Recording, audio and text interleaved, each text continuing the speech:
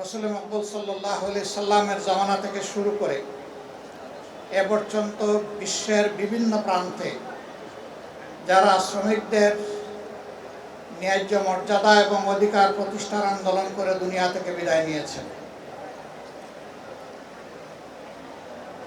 সম্মানিত ভাই ও বন্ধুগণ, ইতিহাসে এক এক করে 140 বছর বিদায় নিয়েছে।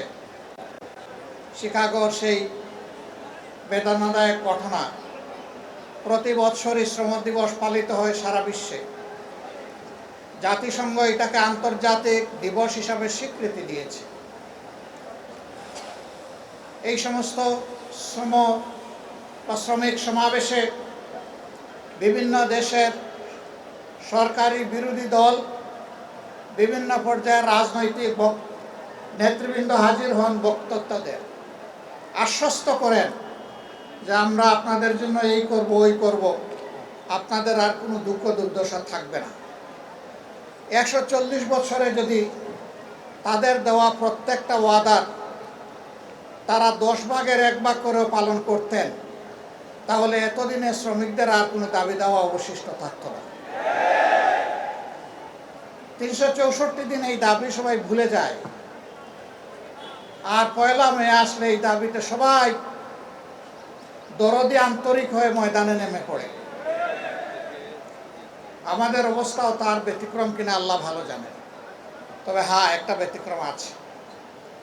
আমরা বিশ্বাস করি একটা সমাজে বিভিন্ন শ্রেণী এবং পেশার মানুষ থাকবে, কিন্তু সাধারণত দুনিয়ায় যদি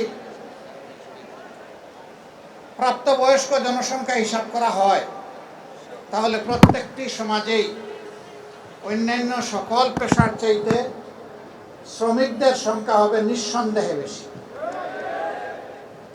এই বৃহত্তর জনগোষ্ঠীর প্রয়োজন এবং মর্যাদাকে উপেক্ষা করে একটা সমাজ কখনো টেকসই হতে পারে না, সত্যিকারের উন্নয়ন আসতে পারে না। দুনিয়ার বিভিন্ন প্রান্তে যারা নিজেদেরকে বামপন্থী বলে দাবি করেন, তারা শ্রমিকদের অধিকার নিয়ে বেশি সংগ্রাম করেন। বাংলাদেশ, তার আগে পাকিস্তান, এইটা তার কোনো ব্যতিক্রম নয়, ধারাবাহিকভাবে চলে আসছে। আমরা কি কোনো ইস্যু আছে, এই সমস্ত নেতা নেত্রীরা সামনে দাঁড়িয়ে যায়, তারপরে এখানে আন্দোলন দানা বেঁধে উঠে, মাঠ গরম হয়, কিছু মানুষের জীবন যায়, কিছু মানুষ আহত হয়, কিছু মানুষের চাকরি যায়, কিন্তু নেতা নেত্রীরা রাতের আধারে তাদের ভাগটা পেয়ে যায়। তাদের ভাগ পেয়ে তারা সন্তুষ্ট হয়ে যায়। তখন গড়ে ওঠা আন্দোলনকে তারা ব্ল্যাকমেইলিং করে। এইভাবে যুগ যুগ ধরে নেতা নেত্রীর কপালের পরিবর্তন হলেও সাধারণ শ্রমিকদের ভাগ্যের কোনো পরিবর্তন হয়নি। তারা আবার শ্রেণী সংগ্রামের আওয়াজ তোলেন।